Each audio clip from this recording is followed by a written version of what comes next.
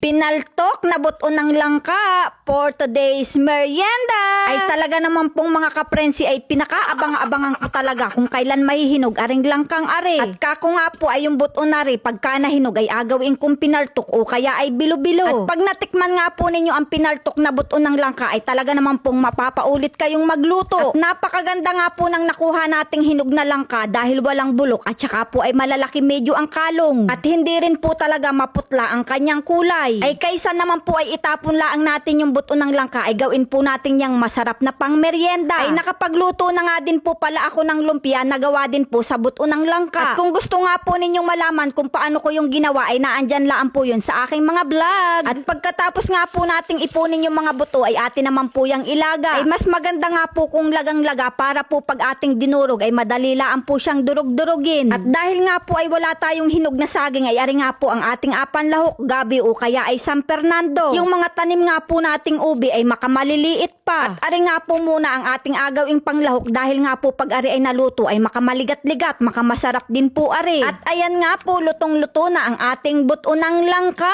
Ay atin na nga po yung ahunin at atin po muna yung palamig-lamigin bago natin balatan. Ay makamadali lang naman po yung balatan lalo na nga po kung matilos ang inyong mga kuko. At pagkatapos nga po nating balatan ang buto ng langka ay atin naman po yung durug-durugin. At dahil nga po pinakuluan natin ng husto yan ay napakadali na lang po talaga niya ang durugin. At lagyan nga po muna natin yan ng asukal bago natin bilog-bilogin. At lagyan nga din po natin yan ng 2 cups na glutinous rice. At atin na nga po yung halu-haluin at lagyan nga din po natin yan ng pakaunti-kaunting gata. At haluin lang po natin ng haluin yan hanggang sa ang maging texture niyan ay parang sa dough. At pag ganyan na nga po ang kanyang itsura ay pwede na nga po natin yang bilog-bilogin. Ay nilagyan nga po natin yan ng glutinous rice para po pag binilog natin at saka pag niluto ay hindi yan basta-basta madudurog. Ay ako po talaga ay nanghihinayang itapon lang ang buto ng langka kaya nga po ay naisipan ko ang ganaring luto. Ay minsan din po baya naman ay inapagana ko din ang aking imahinasyon. Ay ho ho!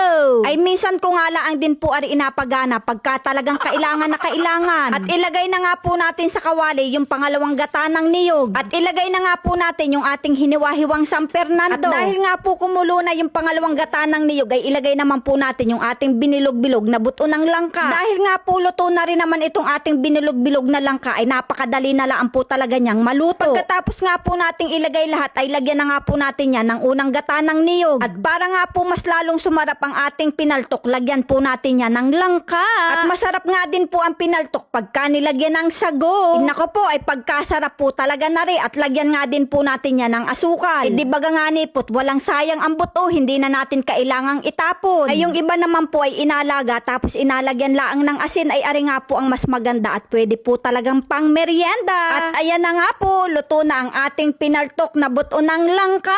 Panigurado nga po pag nagluto din kayo ng ganari ay magugustuhan ng inyong mga chikiting. Ay makamalinamnam din po talaga yan at talagang hindi natin yan tinipid sa gata. Kaya naman mga kaprensi, ano pang inaintay natin dyan? Sakmala na! Talaga naman pong napakasarap na ring pang merienda. Kaya nga po pag may mga langka kayo dyan ay itry nyo din po ang ganaring luto. Ay makamasarap man din nga ni. Kaya naman mga kaprensi, kung naibigan nyo nga po aring video are pa like and share na lang po. Maraming salamat!